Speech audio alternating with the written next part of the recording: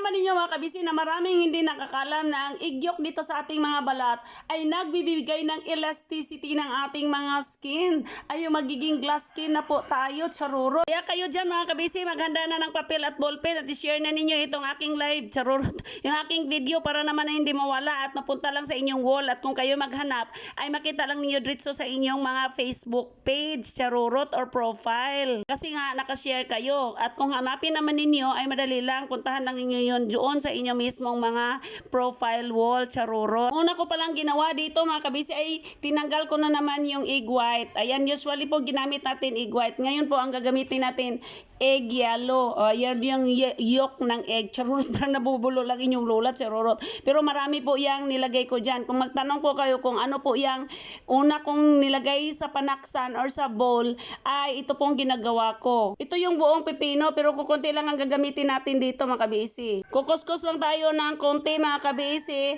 para makakuha tayo ng pure na katas nito. Tulad ng ganito mga kabisi, konti lang. Dito sa magic kong salaan mga kabisi, dito natin salain yung aking nakuskus na mga cucumber. Kukuha lang tayo ng konting katas mga kabisi. Eto na mga kabisi, pero kukuha lang tayo ng mga 5 kutsara dyan. Tapos dito sa itlog mga kabisi, ang gagawin natin ay alisin natin yung white egg. Ang gagamitin natin, igyok lang yung yellow na egg. Eto mga kabisi, yellow lang po talaga. Nabawasan ko po yung katas ng cucumber mga kabisi kasi ang dami po nila. Tira lang ako na parang 3 kutsara mga kabisi kaya ito binatil ko na po. Alam naman natin mga kabisi na ang egg yolk po ay napakadami pong fatty acids na siyang nagpapaganda ng ating mga skin. At ginigising niya ang mga cells na natutulog na dito sa ating mga balat. Ang egg yellow or egg yolk mga kabisi ay napakaganda din ito dahil may retinol, vitamin E for skin cells renewal. Kaya yan nakapag-glass skin po itong ating egg yolk na sinagol dito mga kabisi or isinahog natin.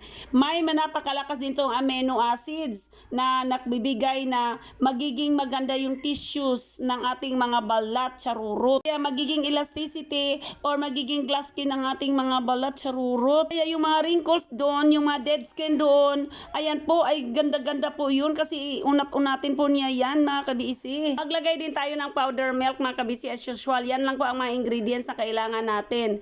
Yung egg, yung pipino at saka yung powder milk. Ay para na din po itong skin rehab mga kabisi, pero ang makaganda po dito mga kabisi kasi po dito sa ating body. Sa ating body po ay kailangan po natin mga kabisi, lalo na po yung mga mayroong melasma doon sa inyong mga balat. Bakit kailangan natin ilagay ang milk mga kabisi? Para naman ay magiging sticky siya at yun po ang nag-melt sa mga dalawang ingredients, yung egg yolk at saka yung cucumber. At ito yun po nagpakaganda sa kanya mga kabisi. Eto na yun mga kabisi, o tingnan ninyo yan mga kabisi, napakaganda po. Dito mga kabisi, maglagay na tayo dito sa ating kamay kasi nakaligo na po ako.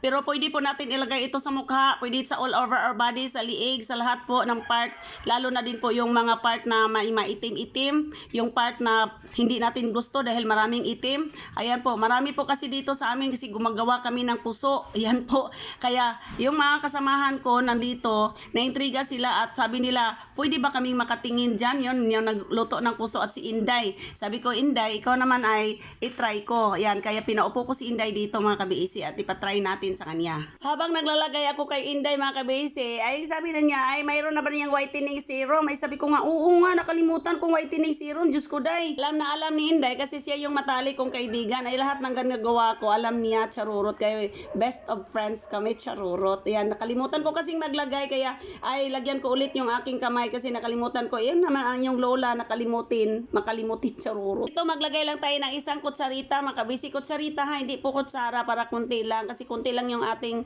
mixture. Ay napakaganda na din po yung effect dyan mga kabisi, tingnan niyo yan oh. Kaya si Inday confident na confident pagka ako pong gumawa ng kanyang pa-beauty ay proven po sa kanya yan, charurot. Kaya ay taon na nandito kami, nagawa kami ng mga puso, dalhin namin sa Dakak, charurot. Kaya yan po ay ginawa na lang ko na lang ang pagkakataon na magawa ko dito para naman ay makagamit din sila, makabisi sila din ay makapahid, charurot. Ako naman nakalagay na ako dito sa aking kamay. Ayan si Inday po ay confident na confident at relax na relax ay napapagod napapagod. Sabi nga niya, tamang-tama, napapagod ako sa paggagawa namin ng mga puso-puso. Kaya glimpse lang sa kanilang mga ginawa mga kabisi, nagawa sila ng puso dito, charurot. O tingnan niyo si Inday, ang mukha, nakalagay na. Ang may alam naman talaga paggawa ng puso ay si Chuninini. Yan o. Ito mga kabisi, puknatin na natin, charot.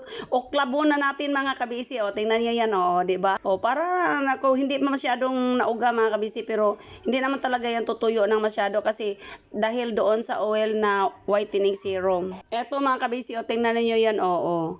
So ilagay niyo dyan mga kabisi, kahit po ibabad ninyo ng mga 15 minutes to 20 minutes po. Kahit po gawin niyo yan araw-araw, napakaganda pag may time po kayo. Pareho lang din mga kabisi, pwede niyo ilagay sa freezer yung natira. Kung hindi po sa buong katawan ninyo ilagay, pwede niyo ilagay sa freezer yung natira mga kabisi at ilagay niyo sa mga daliri ng inyong paa, sa mga daliri ninyo sa inyong mga kamay, sa braso, kung saan banda po mga kabisi na medyo po maitim. Lagay niyo dito sa freezer, ice na nung ipahid ninyo ito.